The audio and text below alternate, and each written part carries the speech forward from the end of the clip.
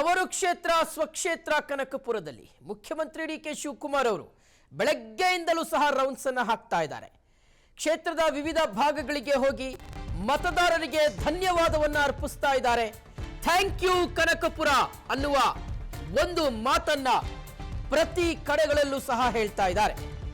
ತವರೂರಲ್ಲಿ ಸಂಚಲನವನ್ನ ಸೃಷ್ಟಿ ಮಾಡಿದ್ದಾರೆ ಮುಖ್ಯಮಂತ್ರಿ ಡಿಕೆ ಶಿವಕುಮಾರ್ ಅವರು. ಕೊಳಗೊಂಡನಹಳ್ಳಿ, ಹೇರಿಂದ್ಯಾಪನಹಳ್ಳಿ, ಸೊ ಈ ಭಾಗದಲ್ಲಿ ರೋಡ್ ಶೋ ಮುಕ್ತಾಯ ಆಗಿದೆ. ಹೊಸದುರ್ಗ ರೋಡ್ ಶೋ ಮುಗಿಸಿ ಕೋಡಿಹಳ್ಳಿಯಲ್ಲಿ ಭೋಜನ ವಿರಾಮವನ್ನ ತೆಗೆದುಕೊಂಡಿದ್ದಾರೆ. ಕೋಡಿಹಳ್ಳಿಯ ತಾಯಿಯ ಫಾರ್ಮ್ ಹೌಸ್ನಲ್ಲಿ ಮುಖ್ಯಮಂತ್ರಿ ಡಿಕೆ ಶಿವಕುಮಾರ್ ಅವರು ವಿಶ್ರಾಂತಿಯನ್ನ ಪಡೆದುಕೊಂಡಿದ್ದಾರೆ. ಬಳಿಕ ಕನಕಪುರ ಪಟ್ಟಣದ ಚನ್ನಬಸಪ್ಪ ಸರ್ಕಲ್ನಲ್ಲಿ ಸಮಾವೇಶವೂ ಸಹ ನಡೆಯಲಿದೆ. ಇವತ್ತು ಭೋಜನ ಬಳಿಕ ರೋಡ್ ಶೋದಲ್ಲಿ ಸಿಎಂ ಡಿಕೆ ಶಿವಕುಮಾರ್ ಅವರು ಭಾಗಿಯಾದರು. ಡಿಕೆ ಶಿವಕುಮಾರ್ ಅವರು ಭಾಗಿಯಾದಂಥ ಸಂದರ್ಭದಲ್ಲಿ ಕನಕಪುರ ಪಟ್ಟಣದ ಚನ್ನಬಸಪ್ಪ ಸರ್ಕಲ್ನಲ್ಲಿ ಸಮಾವೇಶಕ್ಕೂ ಸಹ ಸಿಎಂ ಡಿಕೆ ಶಿವಕುಮಾರ್ ಅವರು ಸಿದ್ಧತೆಯನ್ನು ಮಾಡಿಕೊಳ್ತಾ ಇದ್ದಾರೆ. ಸ್ವಕ್ಷೇತ್ರ ಕನಕಪುರದಲ್ಲಿ ಮುಖ್ಯಮಂತ್ರಿ ಡಿಕೆ ಶಿವಕುಮಾರ್ ಅವರು ರೌಂಡ್ಸ್ ಅನ್ನ ಹಾಕ್ತಾ ಇದ್ದಾರೆ. ತವರೂರಲ್ಲಿ ಸಂಚಲನವನ್ನ ಮೂಡಿಸಿದ್ದಾರೆ ಡಿಕೆ ಶಿವಕುಮಾರ್ ಅವರು. ನೋಡಿ, ಮುಖ್ಯಮಂತ್ರಿ ಆದ ಬಳಿಕ ಮೊದಲ ಬಾರಿಗೆ ಕನಕಪುರಕ್ಕೆ ಭೇಟಿ ಕೊಟ್ಟಿದ್ದಾರೆ ಮುಖ್ಯಮಂತ್ರಿ ಡಿಕೆ ಶಿವಕುಮಾರ್ ಅವರು. ಫಸ್ಟ್ ಟೈಮ್ ಇದು ವಿಸಿಟ್ ಕೊಟ್ಟಿರೋದು. ಬೆಳಗ್ಗೆಯಿಂದಲೂ ಸಹ ಹಾರೋಹಳ್ಳಿಯಲ್ಲಿ ಶುರು ಮಾಡಿದ್ರು ತಮ್ಮ ಒಂದು ರೋಡ್ ಶೋ ಅನ್ನ. ಅಲ್ಲಿಂದ ಕ್ರಮೇಣವಾಗಿ ಕ್ಷೇತ್ರದ ವಿವಿಧ ಭಾಗಗಳಿಗೆ ಹೋಗಿದ್ದಾರೆ. ಪ್ರಮುಖವಾಗಿ ಕೆಂಕೇರಮ್ಮನ ದೇವಾಲಯಕ್ಕೆ ಹೋಗಿ ಪೂಜೆಯನ್ನು ಸಲ್ಲಿಸಿದ್ದಾರೆ. ಇದು ಅವರ ಕುಲದೇವತೆ ಕೆಂಕೇರಮ್ಮ, ಅವರ ಮನೆ ದೇವರು. ಸೊ ಅಲ್ಲಿಗೆ ಹೋಗಿ ಪೂಜೆಯನ್ನು ಸಲ್ಲಿಸಿದ್ದಾರೆ. ಅದಾದ ಮೇಲೆ ಅಭಿಮಾನಿಗಳಿಂದ, ಪಕ್ಷದ ಕಾರ್ಯಕರ್ತರಿಂದ, ಬೆಂಬಲಿಗರಿಂದ ಬಹಳ ಪ್ರೀತಿ ಮತ್ತು ಆಪ್ಯಾಯಮಾನವಾಗಿ ಸಿಗ್ತಾ ಇರ್ತಕ್ಕಂತಹ ಒಂದು ಸಪೋರ್ಟನ್ನು ಸ್ವೀಕರಿಸ್ತಾ ಇದ್ದಾರೆ. ಡಿ ಕೆ ಶಿವಕುಮಾರ್ ಅವರಿಗೆ ವಿವಿಧ ಹಾರಗಳನ್ನು ಈ ಸಂದರ್ಭದಲ್ಲಿ ಹಾಕಲಾಗ್ತಾ ಇದೆ.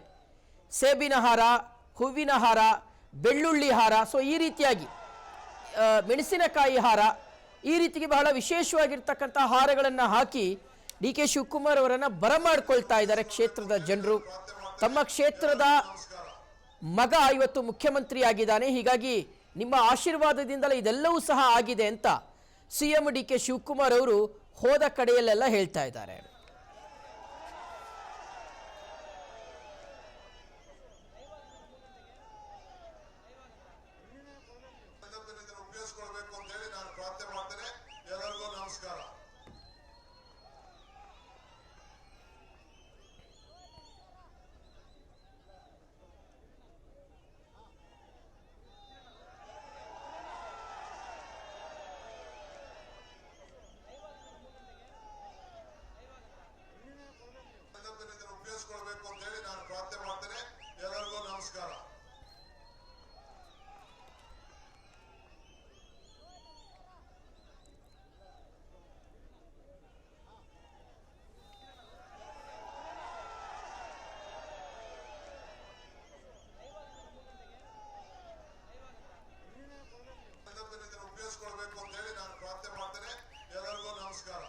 ಓಕೆ, ಸೊ ಇದೆಲ್ಲದ್ರ ಬಗ್ಗೆ ಡೀಟೇಲ್ಸ್ ಕೊಡ್ತಾರೆ ಸ್ಥಳದಿಂದ ನಮ್ಮ ಪ್ರತಿನಿಧಿ ಧ್ರುವ. ಈಗ ಲೈವ್ ಅಲ್ಲಿ ಕನೆಕ್ಟ್ ಆಗ್ತಾ ಇರುವಂತದ್ದು. ಧ್ರುವ, ಬೆಳಗ್ಗೆಯಿಂದಲೂ ಯಾವ ರೀತಿಗೆ ರೋಡ್ ಶೋ ನಡೆಸಿದ್ರು ಮುಖ್ಯಮಂತ್ರಿ ಡಿ ಕೆ ಶಿವಕುಮಾರ್ ಅವರು?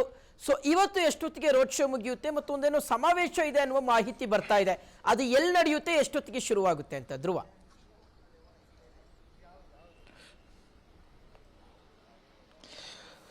ಶಿವು, ಸದ್ಯ ಈಗ ಬೆಳಗ್ಗೆಯಿಂದ ಸುಮಾರು 8 ಕಡೆ ರೋಡ್ ಶೋ ಮಾಡಿದಂತಹ ಸಿಎಂ ಡಿ ಕೆ ಶಿವಕುಮಾರ್ ಅವರು ಸದ್ಯ ಈಗ ಕೋಡಿಹಳ್ಳಿಯಲ್ಲಿರುವಂತಹ ತಮ್ಮ ಫಾರ್ಮ್ ಹೌಸ್ ನಲ್ಲಿ ವಿಶ್ರಾಂತಿಯನ್ನ ಪಡಿತಾ ಇದ್ದಾರೆ. ಈಗಾಗಲೇ ಊಟದ ವಿರಾಮದಲ್ಲಿದ್ದಾರೆ. ಇದಾದ ನಂತರ ಅವರ ರೋಡ್ ಶೋ ಮುಂದುವರಿಯುತ್ತೆ. ಸುಮಾರು ಒಂದು 9-10 ಗಂಟೆ ಸುಮಾರಿಗೆ ಚನ್ನಬಸಪ್ಪ ಸರ್ಕಲ್ ಏನಿದೆ ಕನಕಪುರದಲ್ಲಿ, ಅಲ್ಲಿ ಒಂದು ಬೃಹತ್ ಸಮಾವೇಶವನ್ನ ನಡೆಸ್ತಾರೆ. ಅಲ್ಲಿ ಜನರನ್ನ ಉದ್ದೇಶಿಸಿ ಮಾತಾಡುವಂತಹ ಕೆಲಸವನ್ನ ಕೂಡ ಮಾಡ್ತಾ ಹೋಗ್ತಾರೆ. ಈಗ ಡಿ ಕೆ ಶಿವಕುಮಾರ್ ಅವರು ಈಗ ಹೋಗಿ ಬಂದಂತಹ 8 ಸ್ಥಳಗಳೇನಿದಾವೆ ಎಲ್ಲಾ ಕಡೆ ಕೂಡ ಒಂದು ಅವರಿಗೆ ಬೃಹತ್ ರ್ಯಾಲಿಯನ್ನ ನಡೆಸಿದ್ರು. ಸಾಕಷ್ಟು ಸಂಖ್ಯೆಯಲ್ಲಿ ಜನ ಕೂಡ ಸೇರಿದ್ರು. ಅವರನ್ನ ಉದ್ದೇಶಿಸಿ ಡಿ ಕೆ ಶಿವಕುಮಾರ್ ಅವರು ಮಾತಾಡುವಂತ ಕೆಲಸವನ್ನ ಕೂಡ ಮಾಡಿದ್ರು. ಅಂದ್ರೆ ನಾನು ಕೆಪಿಸಿಸಿ ಅಧ್ಯಕ್ಷನಾದ ನಂತರ ನನಗೆ ಈ ಕ್ಷೇತ್ರಕ್ಕೆ ಬರ್ಲಿಕ್ಕೆ ಆಗ್ತಾ ಇರಲಿಲ್ಲ, ಸಾಕಷ್ಟು ಕೆಲಸಗಳು ಇರ್ತಾ ಇದ್ವು. ನಾನು ಪಕ್ಷವನ್ನ ಅಧಿಕಾರಕ್ಕೆ ತಂದ ನಂತರ ಈಗ ಮತ್ತೆ ನಾನು ಸಿಎಂ ಆಗಿದ್ದೀನಿ. ಈ ಹಿಂದೆ DCM ಆಗಿದ್ದೆ. 8 ಬಾರಿ ನೀವು ನನ್ನನ್ನ ಗೆಲ್ಸಿ ಕಳಿಸಿದ್ರಿ. ನಿಮ್ಮೆಲ್ಲರ ಆಶೀರ್ವಾದದಿಂದ ನಾನು ಈಗ ಸಿಎಂ ಆಗಿದ್ದೇನೆ. 2028ಕ್ಕೂ ಕೂಡ ನಾವು ಮತ್ತೆ ಸಿಎಂ ಆಗಬೇಕು, ಈ ಸರ್ಕಾರ ಬರಬೇಕು ಅಂತ ಹೇಳಿದ್ರೆ ನೀವೆಲ್ಲರೂ ಕೂಡ ಸಹಕಾರವನ್ನ ನೀಡಬೇಕು. ನಿಮ್ಮೆಲ್ಲ ಸಮಸ್ಯೆಗೂ ನಾನು ಪರಿಹಾರವನ್ನ ನೀಡ್ತೀನಿ ಅಂತ ಹೇಳಿ ಜನರಿಗೆ ಭರವಸೆಯನ್ನ ಕೂಡ ನೀಡುವಂತ ಕೆಲಸ ಮಾಡಿದ್ರು. ಈ ವೇಳೆ ಡಿ ಕೆ ಶಿವಕುಮಾರ್ ಅವರು ಮೊದಲಿಗೆ ಹಾರೋಹಳ್ಳಿಗೆ ಬರ್ತಾರೆ. ಅಲ್ಲಿ ಬೃಹತ್ ಸ್ವಾಗತವನ್ನ ಕೂಡ ಕೋರಲಾಗುತ್ತೆ. ಸಾಕಷ್ಟು ಸಂಖ್ಯೆಯಲ್ಲಿ ಜನ ಕೂಡ ಅಲ್ಲಿ ನೆರೆದಿದ್ರು. ಆ ವೇಳೆ ಬಂದಂತಹ ಕಾರ್ಯಕರ್ತರು ಎಲ್ಲರೂ ಡಿ ಕೆ ಶಿವಕುಮಾರ್ ಅವರಿಗೆ ಘೋಷಣೆಯನ್ನ ಕೂಗಿದ್ರು.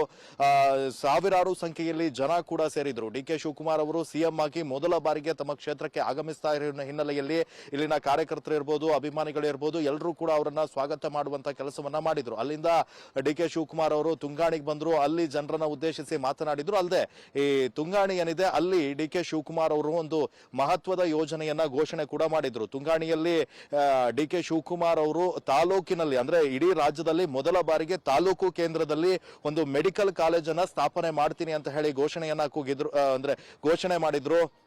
ಅದಲ್ಲದೆ ಅದನ್ನ ಮುಂದಿನ ತಿಂಗಳೇ ಭೂಮಿ ಪೂಜೆ ಮಾಡ್ತೀನಿ, ಅದಕ್ಕೆ ಭೂಮಿ ಪೂಜೆ ಕಾರ್ಯ ಕೂಡ ನೆರವೇರುತ್ತೆ ಅನ್ನುವಂತಹ ಒಂದು ಮಾಹಿತಿಯನ್ನ ಕೂಡ ಜನರಿಗೆ ನೀಡಿದ್ರು. ಇನ್ನೊಂದು ಕನಕಪುರದಾದ್ಯಂತ ಇರುವಂತಹ ಜನರಿಗೆ ಡಿ ಕೆ ಶಿವಕುಮಾರ್ ಅವರು ನೀಡ್ತಿರುವಂತಹ ಭರವಸೆ, ಇಲ್ಲಿನ ಜಾಗಗಳ ರೇಟ್ ಅನ್ನ ಜಾಸ್ತಿ ಆಗ್ತಾ ಇದಾವೆ, ಎಲ್ಲರೂ ಕೃಷಿಗೆ ಆದ್ಯತೆಯನ್ನ ನೀಡಿ ನಿಮ್ಮ ಜಾಗವನ್ನ ಮಾರಾಟ ಮಾಡಬೇಡಿ, ನಾವು ಈ ರಾಮನಗರ ಜಿಲ್ಲೆಯನ್ನ ಬೆಂಗಳೂರು ದಕ್ಷಿಣ ಅಂತ ಮಾಡಿದ್ದೀವಿ, ನಿಮ್ಮನ್ನು ಕೂಡ ಬೆಂಗಳೂರಿಗೆ ಸೇರಿಸಿದ್ದೀವಿ, ಈ ಒಂದು ಜಾಗಕ್ಕೆ ಅತ್ಯುತ್ತಮ ಬೆಲೆ ಬಂದಿದೆ, ನಿಮ್ಮನ್ನ ನಾವು ಡೆವಲಪ್ ಮಾಡೋದೇ ನನ್ನ ಗುರಿ ಎನ್ನುವಂಥದ್ದು. ನಾನು ನಿಮ್ಮೆಲ್ಲರ ಸೇವಕ, ರಾಜ್ಯದ ಮುಖ್ಯಮಂತ್ರಿ ಆಗಿರ್ಬೋದು, ಆದ್ರೆ ನನ್ನ ಜೀವ ಇರೋದು ಇಲ್ಲಿಗಾಗಿ ಅನ್ನುವಂತಹ ಒಂದು ಮಾತುಗಳನ್ನ ಕೂಡ ಹೇಳಿದ್ರು. ಅದಲ್ಲದೆ 2028ರ ಚುನಾವಣೆಯಲ್ಲಿ ಕೂಡ ನೀವು ನಮಗೆ ಬೆಂಬಲವನ್ನ ನೀಡಬೇಕು, ಎಲ್ಲರೂ ಕೂಡ ಒಗ್ಗಟ್ಟಿನಿಂದ ಹೋಗ್ಬೇಕು ಎನ್ನುವಂತಹ ಒಂದು ಮನವಿಯನ್ನ ಕೂಡ ಮಾಡ್ಕೊಂಡ್ರು. ಇನ್ನೊಂದು ಡಿ ಕೆ ಶಿವಕುಮಾರ್ ಅವರು ಸಿಎಂ ಆಗಿರುವಂತಹ ಕಾರಣಕ್ಕಾಗಿ ಕನಕಪುರದ ಜನರು ಸದಾಶಿವನಗರದಲ್ಲಿರುವಂತಹ ಡಿ ಕೆ ಶಿವಕುಮಾರ್ ಅವರ ನಿವಾಸಕ್ಕೆ ಬರ್ಲಿಕ್ಕೆ ಕಷ್ಟ ಆಗುತ್ತೆ ಅನ್ನುವಂತಹ ಒಂದು ಕಾರಣಕ್ಕಾಗಿ ಇಲ್ಲಿಯೇ ತಾಲೂಕು ಕನಕಪುರ ತಾಲೂಕಿನಲ್ಲೇ ಒಂದು ಅಧಿಕಾರಿಯನ್ನ ನೇಮಕ ಮಾಡ್ತಾರೆ. ಆ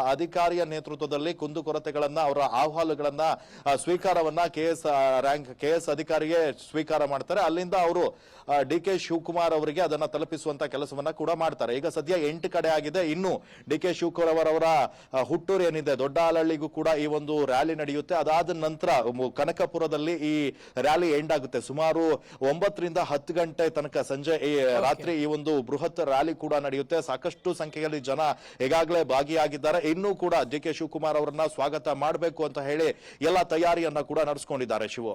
ಓಕೆ ಧ್ರುವ, ಥ್ಯಾಂಕ್ ಯು ತಮ್ಮೆಲ್ಲ ಡೀಟೇಲ್ಸ್ಗಾಗಿ.